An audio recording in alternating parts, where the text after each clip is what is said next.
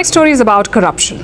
This is a global problem. It plagues a number of countries, but some more than others. Among those at the top of the list is Nigeria. Nigeria is Africa's most populous nation. It used to be Africa's biggest economy as well, but it has now slipped to fourth place. This slide is often linked to President Bola Tinubu, his economic policies and his reputation for corruption. Tinubu recently featured on a list, the list of the most corrupt leaders in the world. The winner was former Syrian President Bashar al-Assad. He was followed by Kenya's William Ruto. But Tinubu made the top 5. Now, I must clarify here that these rankings were sourced from the public. There wasn't a scientific formula involved. It was about public perception, and Tinubu is perceived to be extremely corrupt. So is his government. There are a number of reasons for this. Let me show you some of the latest examples, starting with the government. Nigeria has an anti-corruption agency. It is called the EFCC, the Economic and Financial Crimes Commission. This is Nigeria's watchdog. Its job is to tackle corruption, and technically they are doing that, but at home. Let's show you today's major headline. The EFCC has detained 10 of its own over some missing items. This statement was put out by the agency. You'll notice that they said some operational items could not be accounted for. Okay, that sounds like some missing equipment. But then the Nigerian press dug a little deeper, and it turns out that the operational items were jewelry and cash worth $350,000 to $400,000. What operations were they pulling off with all that jewelry? 10 EFCC officers were detained in Lagos. They are apparently answering questions. That is all that the commission has revealed. They haven't told the public who the corrupt officers are. I know it's innocent until proven guilty, but the very same commission usually does not follow this. They happily share the names of under trials, but suddenly the agency is shy about revealing the names of its own officers. And this has been quite a bad week for them. They were forced to make another announcement on Monday, telling the people that 27 other officers had been dismissed for fraudulent activities and misconduct. This is not a great look for Nigeria's anti-graft watchdog, and definitely not a good look for the Tinubu government. Bola Tinubu is 72 years old. He's been around for a while. He's a seasoned politician. So as you would expect, he has been linked to a number of scandals over the decades. One of the worst involved drug dealing. Tinubu allegedly held money from drug trafficking in his accounts. This was according to the US Justice Department. Tinubu, of course, never accepted the charges, but he did pay out a settlement worth $460,000. Now, these charges are old. No final verdict was reached. So let's put them aside for now. After all, people can supposedly change. So what has Tinubu been up to recently since he became president? Well, he was caught up in a fake diploma scandal for a while. There were allegedly some errors in his college certificate. Okay, mistakes happen. Moving on. Then there was a major scandal involving a highway. Tinubu issued a $13 billion government contract to a company co-owned by his son. Tinubu is quite the caring father, apparently, but alas, most people do not see it that way. That is why he made it to the top 5 in the Corrupt Person of the Year award. The perception is quite prevalent, and reports say that he is quite vexed. He's even hired American lobbyists to clean up his image. He's reportedly paying them $2.7 million, though I wonder, is he paying from his own pocket or Nigeria's treasury? I suppose we'll find out eventually. Our next story is about corruption. This is a global problem. It plagues a number of countries, but some more than others. Among those at the top of the list is Nigeria. Nigeria is Africa's most populous nation. It used to be Africa's biggest economy as well, but it has now slipped to fourth place. This slide is often linked to President Bola Tinubu, his economic policies and his reputation for corruption. Tinubu recently featured on a list, the list of the most corrupt leaders in the world. The winner was former Syrian President Bashar al-Assad. He was followed by Kenya's William Ruto. But Tinubu made the top 5. Now, I must clarify here that these rankings were sourced from the public. There wasn't a scientific formula involved. It was about public perception, and Tinubu is perceived to be extremely corrupt. So is his government. There are a number of reasons for this. Let me show you some of the latest examples, starting with the government. Nigeria has an anti-corruption agency. It is called the EFCC, the Economic and Financial Crimes Commission. This is Nigeria's watchdog. Its job is to tackle corruption, and technically they are doing that, but at home. Let's show you today's major headline.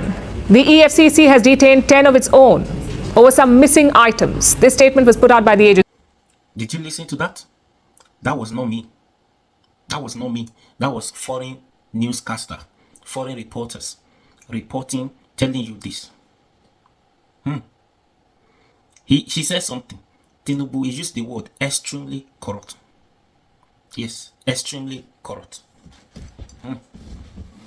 Can you imagine? Oh my God. My God. See, he I don't know. It's like they think foreigners are not listening to what is going on in this country. Can you imagine what is going on? What the foreigners are saying about us? The eyes they are using to look at us, using to look at our president. Now, somebody should tell me, since Tinubu assumed office over 8 months, going to 2 years now, Tinubu has visited like how many trips now? Almost if I'm not mistaken now, between 20 something visit trips. Now Tinubu visited 20 something visit trips. Now he's in Dubai, right? After Peter Obi made suggestion to him that he should try, but he still traveled. Now look at what foreigner is saying about us. All those visits, all those trips, which of those countries has come to Nigeria to invest? That's the question here. That's the focus, the purpose of this video. Which of those countries? See the reason why they are not coming. They are just giving you hope, giving Tinubu hope. Don't worry. The policies are not good enough for them to come and invest. The leaders is not giving them the assurance based on what is already going on, what they knew about the person superseding the affairs of the country, telling them to come and invest.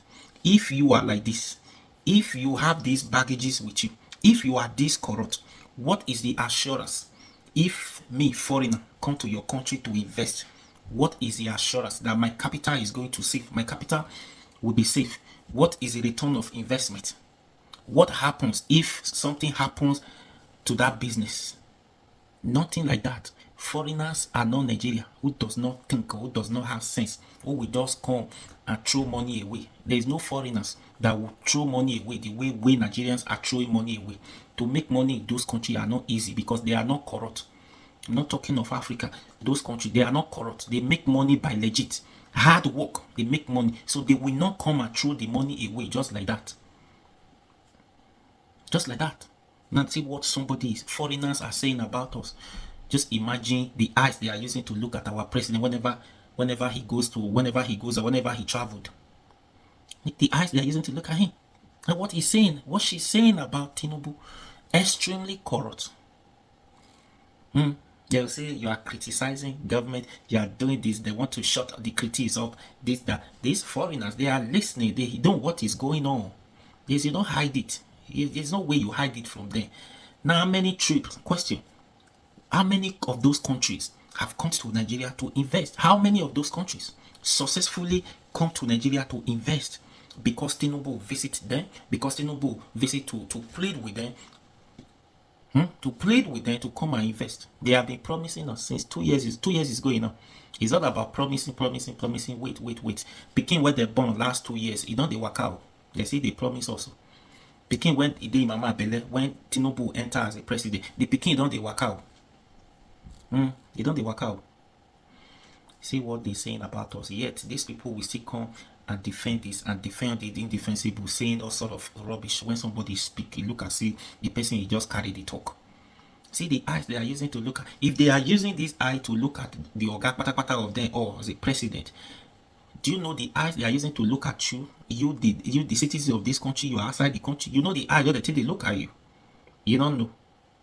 Now she's telling you that this country is president is extremely corrupt. All the political, most all of them. It's shameful for you to hear things like, I know it's not only Nigeria, but check out those countries. Those countries are saying even doing better than us. We know this before, since Tinubu took over when leading in number 1 in Africa, but suddenly we dropped to number 5 now. Overtaking is allowed if you are not serious. You are not ready, you are not serious. There's a lot of other countries who are doing very well, they are doing very well. They're looking for solutions, how to pull their citizens out of poverty, a lot of things. But our way is going down in the name of we are doing reform. We are reforming the reform that is. We are not seeing renew hope that have become renewed hopelessness. Anyways, I just said I should listen to this. So that wasn't coming from me. It's foreigner telling you about your country. So please share this video.